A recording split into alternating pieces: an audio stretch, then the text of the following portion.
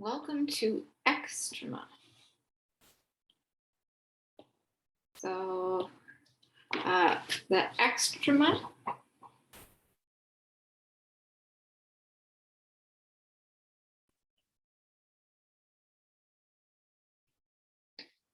of a function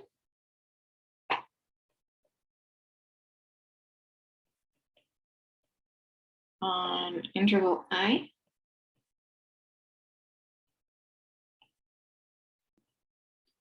are the maximum, minimum values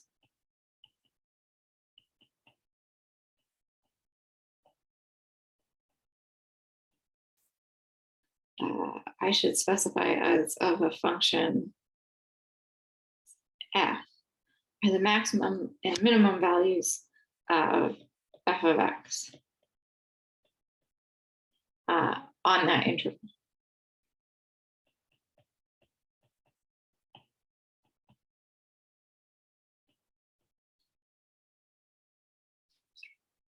So f of c is the maximum, sometimes referred to as the absolute maximum.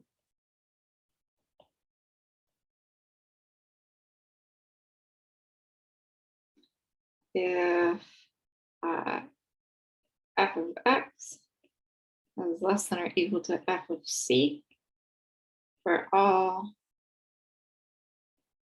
x in I.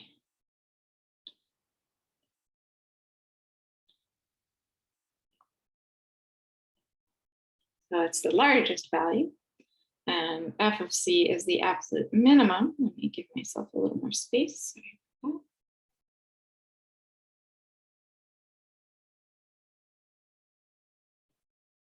F of c is the absolute, or just minimum,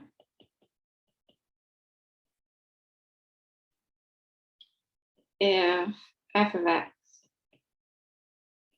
is greater than or equal to f of c for all x in I.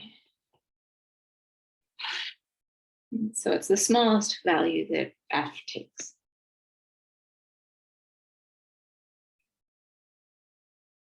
Right. So the extreme value theorem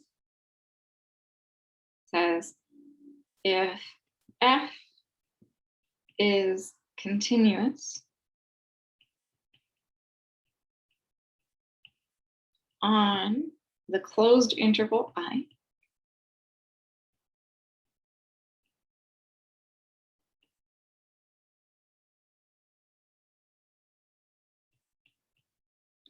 then f has an absolute maximum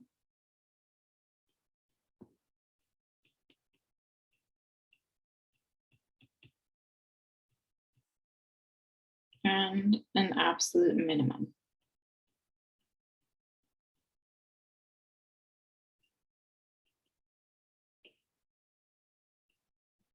So essentially, not only is f bounded, it can't go up to infinity, but it also has to hit kind of the high point that it's aiming for.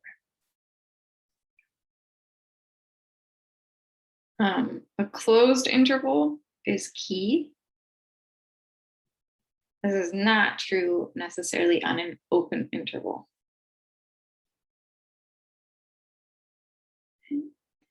Next up, we have local extrema, or relative extrema.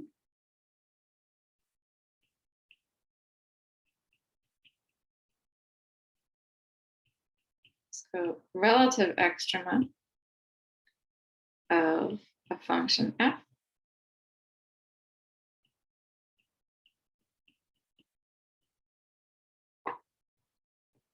essentially are extrema in a narrow interval.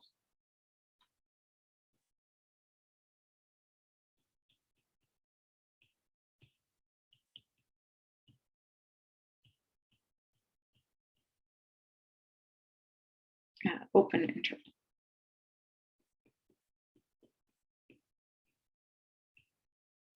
So f of c is relative maximum if there is an open interval or an interval. We'll go with open interval. Containing C.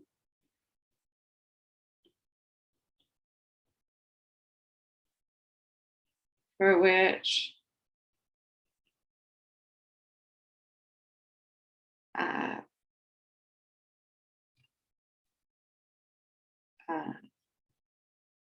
f of c is the maximum.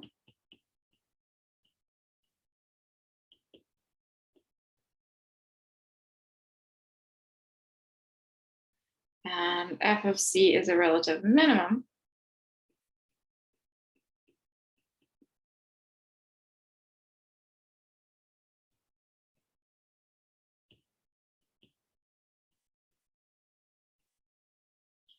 If there is an open interval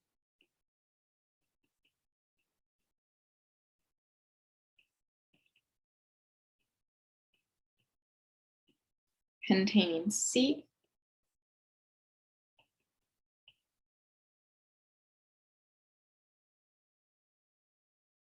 for which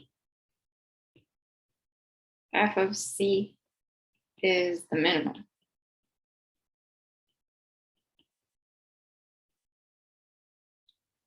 So essentially for relative maximum, it doesn't have to be the maximum overall. So if I look at a little picture, right, so the maximum would be here, right? But the relative max, so this here is the maximum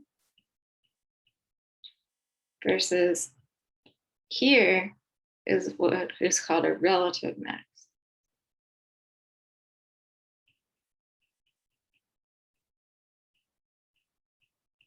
So we can come up with a little interval around it where that is the highest point, or it's our maximum value. So even if for the entire graph, it's not the maximum, there's a little area where it is the maximum if we zoom in. Similarly for the minimum, we'll just look at the same graph, right? The minimum, say if it's closed, would be here. But the relative minimum, we could pick that little dip.